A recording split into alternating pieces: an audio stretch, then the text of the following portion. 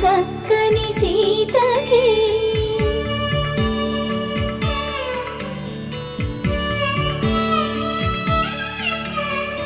ఎర్ర జాబిలి చేయి